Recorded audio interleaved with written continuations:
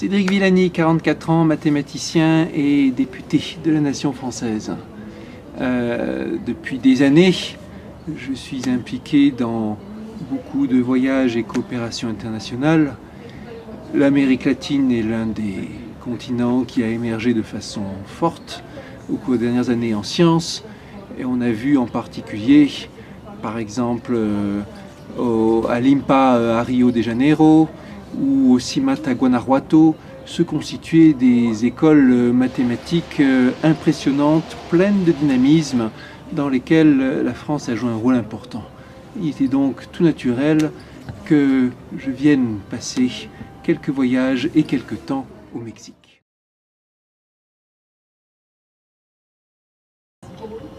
Le Conseil stratégique franco-mexicain a été mis en place pour renforcer les liens entre les deux pays après une période où les relations diplomatiques entre les deux étaient plutôt mauvaises, et il s'agissait de travailler en profondeur et sur le long terme, en associant des scientifiques, des entrepreneurs, des politiques, des diplomates. Je suis dans ce conseil en ma qualité de député. J'ai été nommé sur le contingent de l'Assemblée nationale, mais bien sûr, j'y exerce aussi, et même je dirais surtout, en tant que scientifique.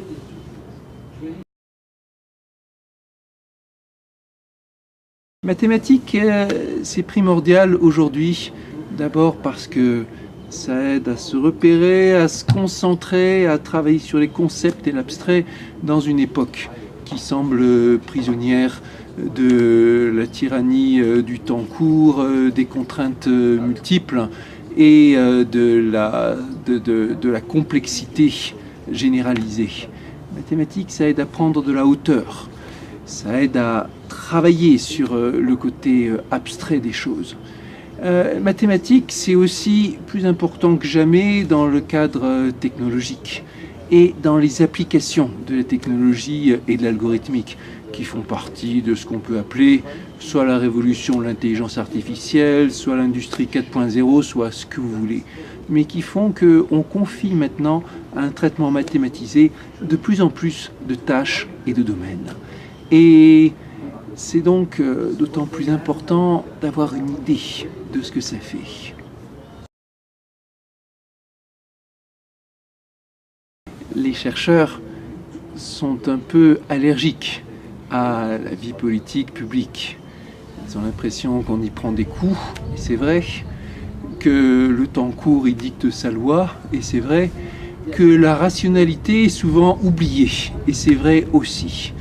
Tout cela, j'ai pu l'expérimenter aux premières loges dans ma vie de député.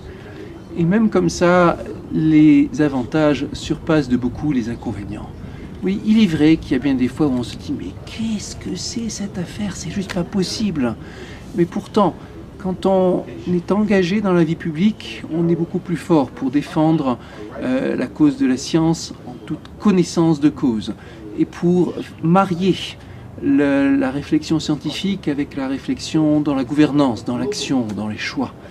On dit de plus en plus que le rôle du scientifique à impliquer dans la société maintenant n'est pas de se mettre en dehors, en observateur indépendant, mais à l'intérieur, en proposant par exemple aux politiques différentes options qui combinent la réflexion scientifique et l'action, basée sur des valeurs, sur des scénarios, sur des évolutions humaines.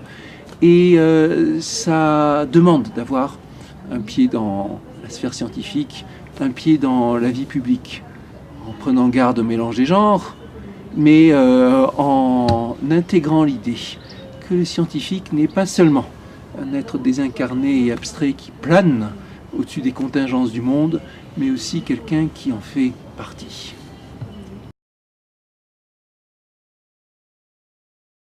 On peut faire changer les choses en s'engageant.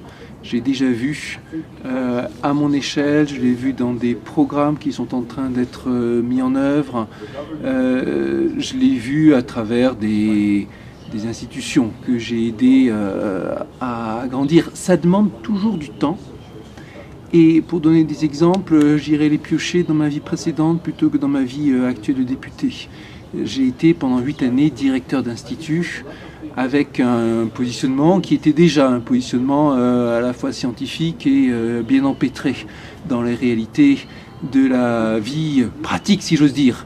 Occupé à quémander des subventions, occupé à mener des projets, recruter du monde, ou se séparer du monde, résoudre toutes sortes de conflits et ainsi de suite. Et aussi là, je me suis pris des coups et des revers, même si les coups étaient moins forts que ceux que j'ai pu encaisser en tant que député. Et cette implication, elle valait la peine, parce que c'est grâce à ça que dans quelques années pourra être inauguré le projet de maison des mathématiques sur lequel je me suis investi, qui pourra changer la donne en termes de contact avec le grand public, pour impliquer nos jeunes dans les expériences, dans la compréhension de ce que c'est que la mathématique d'hier et d'aujourd'hui. Et si j'avais pas accepté de mettre les mains dans le cambouis pour de vrai, je ne pourrais pas vous parler de cet accomplissement avec la fierté que j'éprouve aujourd'hui.